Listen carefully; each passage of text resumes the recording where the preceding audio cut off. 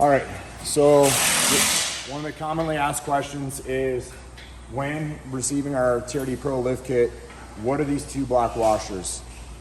There are two of them. What they are the lower bump stop spacer.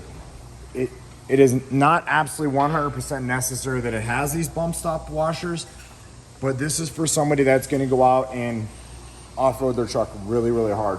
That's if this rubber nubber ever fully compresses itself, that the shock will never, ever internally bump itself out. Obviously in one of our videos, we show that obviously it's not necessary for it. There's still 3/4 of an inch of space up in the top after it's bumped out on the bump stop without this washer. But what we're doing is, this is a safety precaution that we don't have to ever worry about you calling and saying, hey, my shock thrashed itself inside because it internally bumped out.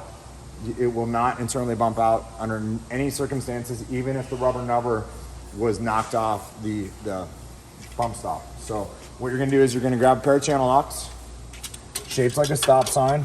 Gonna grab a hold of it, get it set right, and you're gonna loosen this up. It threads into the frame.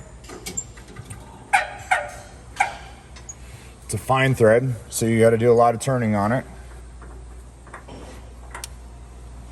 It's out. Take this, drop this on the top like that, put it back in here, thread it back in. You can put some red Loctite on it if you'd like. Get it tight by hand. Go back, grab the channel locks, and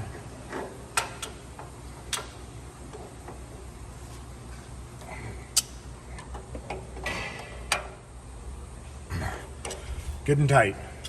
That's it. So that is where this black washer goes. There's two of them. There's one for the driver's side and one for the passenger side, and that's where you'll install it. Safety precaution. Thank you.